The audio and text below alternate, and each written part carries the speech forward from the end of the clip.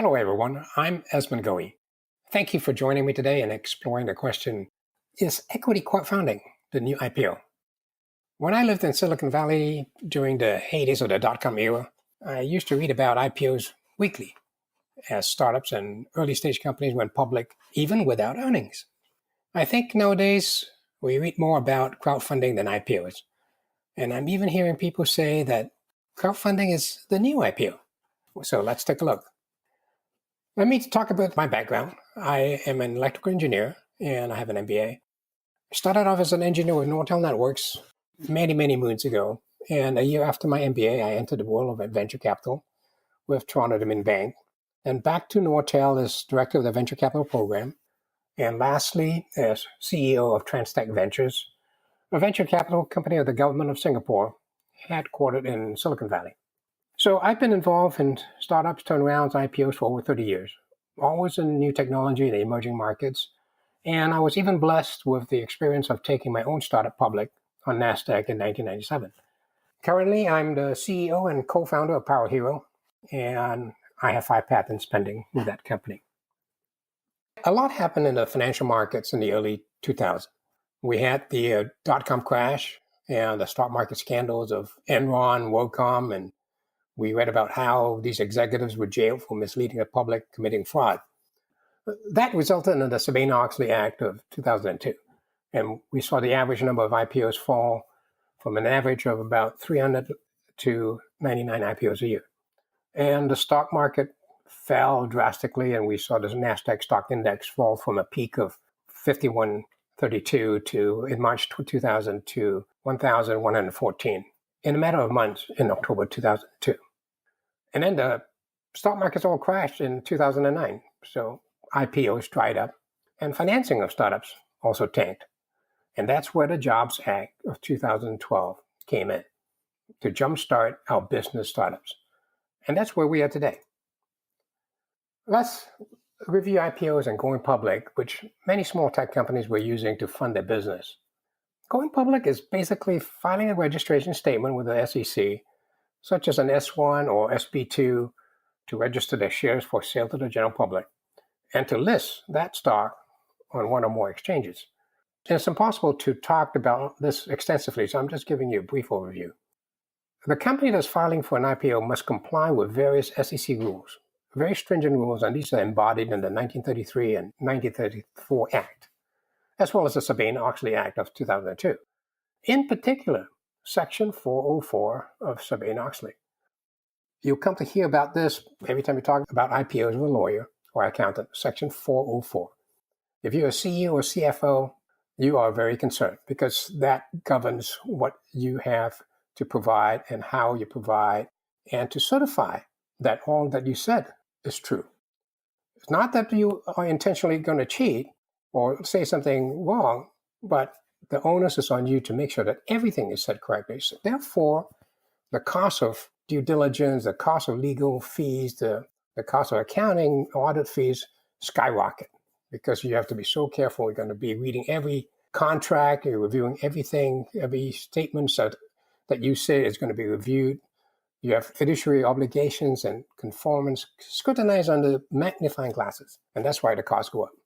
So these daunting rules cause people to think, well, is there another way to go public? I'm going to be talking about crowdfunding as another way, but are so-called ways about going public, such as called backdoor listings or RTOs, which stands for reverse takeover. Reverse takeover is basically a private company taking over a company that's already public and listed on a stock exchange. Through that action, the private company becomes essentially a listed company. So that itself is a presentation that's way beyond the scope of this presentation. So let's move on to our topic. Now, the last item on this last slide mentioned investment banker. That's one of the key factors towards a successful IPO, the selection of your investment banker. So let's talk about that. But a little background. There are essentially 3 tiers or brackets of investment bankers, and they all have different clientele, capital raising ability, and they have specialties. Some are very good in M&A, and some have great analysts. One of the most important things is how much capital do they have? Because the amount of capital that they have will control how much they can raise for you because they have to underwrite the deal. In addition, they have to have capital to get in and out of the market to manage the stock price, your stock price. So they make sure they have a lot of money.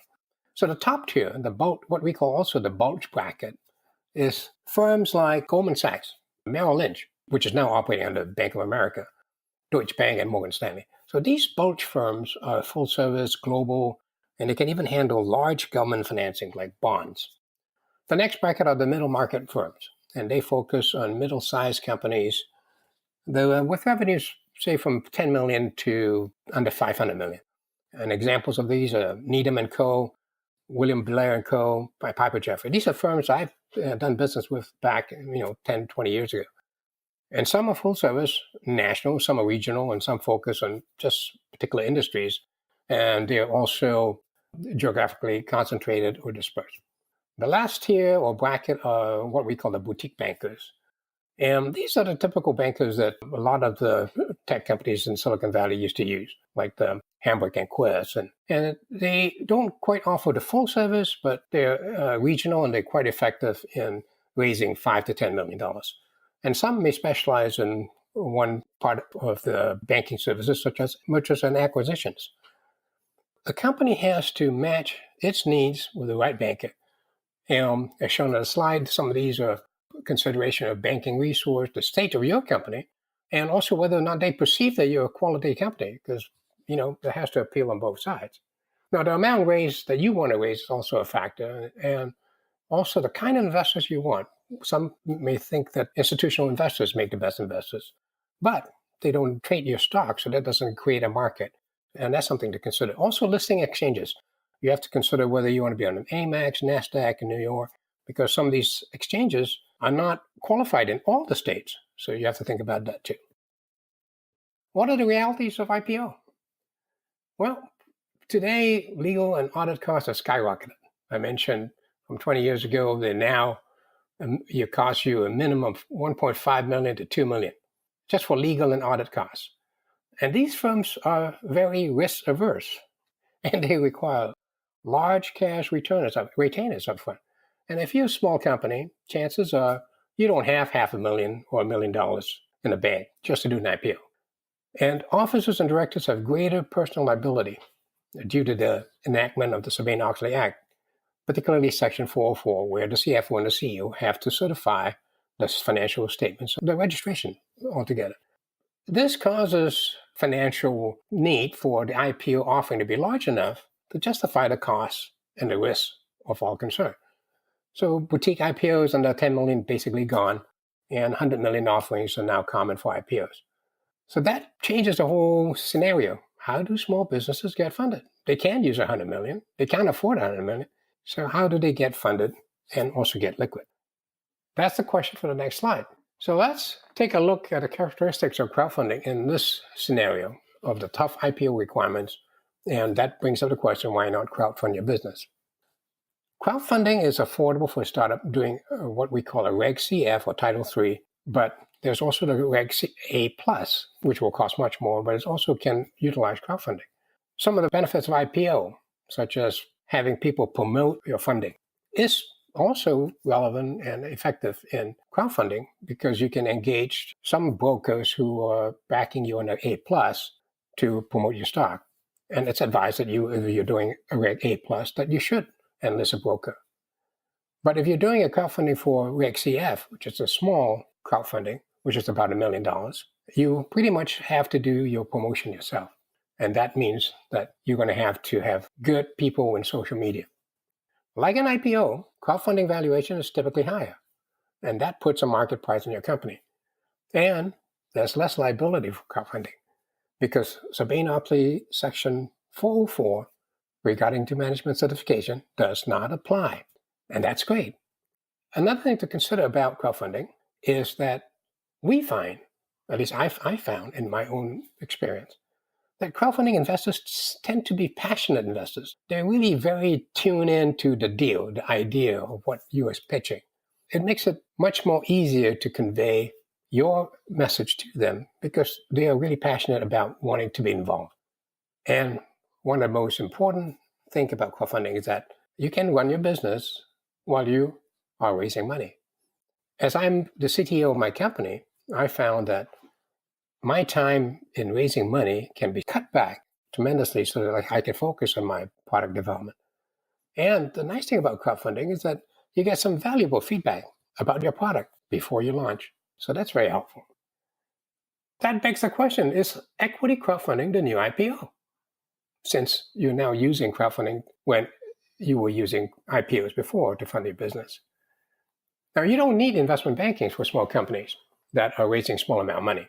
Investment banking is recommended and needed when you're doing a larger crowdfunding such as Reg A+. There is no comparable secondary stock trading market for crowdfunding. And that was one of the most important benefits for doing an IPO with investment bankers. They create a market for your stock. But the good thing is some crowdfunding platforms are providing limited portals for the members to trade, like Start Engine. And there are also dedicated portals like ShareSpoke that allows private companies to trade their stock. Much, much more limited than what an exchange does for you, like NASDAQ or the New York Stock Exchange. But it provides some liquidity. Now, you will require investment bankers to promote your deal in IPOs. But in crowdfunding, it's all about you, marketing your ideas. So as I mentioned again, you need good social media outreach capability. In terms of funding amount, with crowdfunding, you can raise up to $50 million. And that's generally more than enough for most small companies to get them to the point of maybe profitability. And they can go to do this kind of funding more than once. So if you did Reg A plus and you found you that wasn't enough the first time, you can always do it again and again. But IPOs is still the favorite way to raise huge amounts of capital when you're talking hundreds of millions. And there's also private equity, but that's another topic. So crowdfunding is not really the new IPO. From my perspective, it's the way individual investors to get in on an IPO before it happens and fund the promising startups in the process. In my opinion, crowdfunding has replaced IPOs in the financing mechanism, not for the trading and liquidity. So let's take a look at crowdfunding in more detail in terms of how do you fund your company using the crowdfunding process. To me, it's a progression. You start off with a Reg CF where you can fund up to $1,070,000 a year. And if you need to, you can do this again and again, but you can only do it once a year. Once you got yourself to the point where you're ready to grow your business, and that's when you need more money, like 5, 10 million, you can do a Reg A+, which allows you to finance up to 50 million. And the interesting part of this is that once you are able to do Reg A+, which means that you also have the capital to register for an A+, you're going to get an investment banking involved. And they, in turn, are going to take an interest and promote your stock. So in this way, you're creating a market. So you're getting the investment banking people involved who then can take you to the next step, which is an IPO. So that's the beauty of this. This is why I said earlier, crowdfunding is the way to an IPO. It doesn't replace the IPO. But keep in mind, though, a Reg A+ registration is not cheap. The legal and audit cost runs anywhere from $500,000 to $750,000. So basically about half of what it would cost you to do an IPO. And that's because the Reg A+ registration is reviewed by the SEC. And as you know, as soon as you get the government involved, your cost goes up. So much like a traditional IPO, your legal and audit costs are significantly greater than doing a Reg CF. As a matter of fact, when you do a Reg CF, you can pretty much do the form filling yourself. And the beauty about Reg A+ is that you're not subject to Sarbanes-Oxley Section 404, which is a certification by the CEO and CFO. So Reg A+ is much less burdensome than a traditional IPO, and you also don't have to do quarterly reporting. Only semi-annual is needed. By the way, private equity capital funds are now becoming more prevalent, not only as a source of large capital, but also as an exit route. If you are a founder of a company and you're concerned about liquidity and you don't have the way to get to an IPO, think about private equity as a buyout. Let me talk about our own crowdfunding experience, Power Hero, of which I am a co-founder and CEO. Power Hero was incorporated in January 2017, but the idea had really been incubating in my mind for some time. How that came about was because I was looking to buy myself an electric vehicle. And as I was researching EVs and started understanding all the issues about EVs, I started getting concerned about where am I going to charge my EV? And realized that the network for charging EVs is just pitiful, absolutely pitiful. There's only about 50,000 charging stations across the country, and they just nowhere close to where you want to be. That started my wheels turning, and I came up with the idea of Power Hero. And I filed a patent for what is called a peer-to-peer EV charging back in 2016. After much research in the space, I also concluded that what we were trying to do was essentially create an Airbnb for EV charging. And to make it work, we really need some hardware, IoT hardware, or what is known as Internet of Things hardware, so that we can automate the process and that EV drivers don't show up to a charging station that's not working or is being used.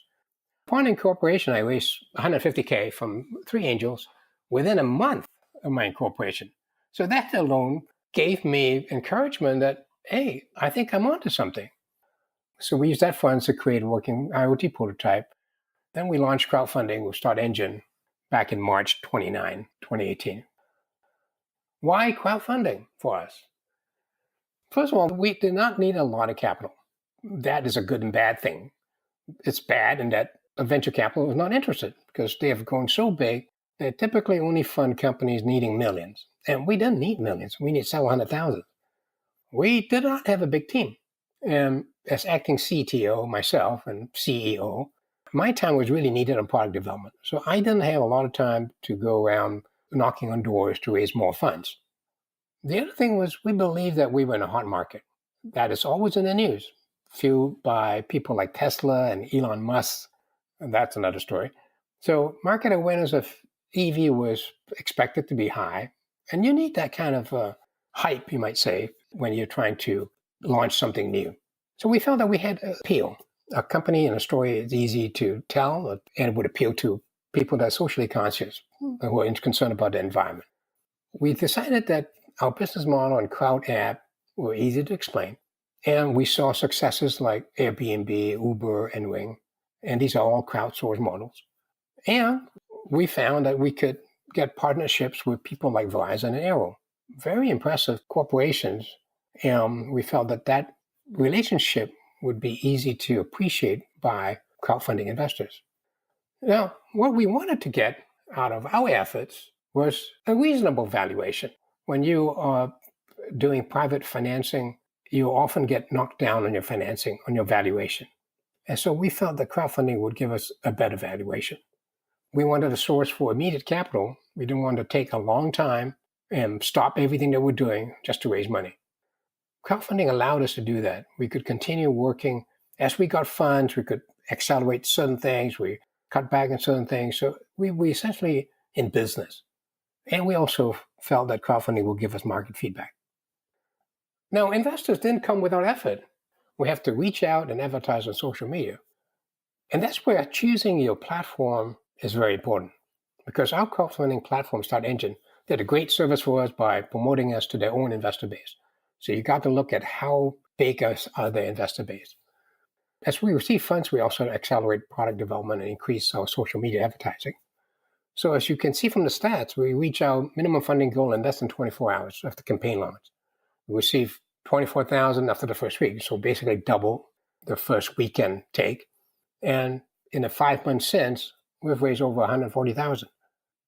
And now our monthly social media campaign is reaching over 140,000 people a month. So that fulfilled where we wanted to be in terms of market awareness and all the things that I listed as the benefits of crowdfunding. So in concluding, what I want to say is that there's a big wide path to public funding for all stages of your company's growth. And that crowdfunding is a real option for financing an early stage company. It met our expectation for Power Hero, for creating market awareness, getting feedback on our business, not only nationally, but internationally. It allowed us to operate and not sit on our behinds while we're waiting for funding. And it's way more affordable than doing an IPO. Crowdfunding forces you to think through the business issues. And we didn't have to worry about immediate liquidity because our investors know that we are an early stage company and that we need them to be patient. Equity crowdfunding is not the new IPO. It is the path to an IPO. And that concludes my presentation.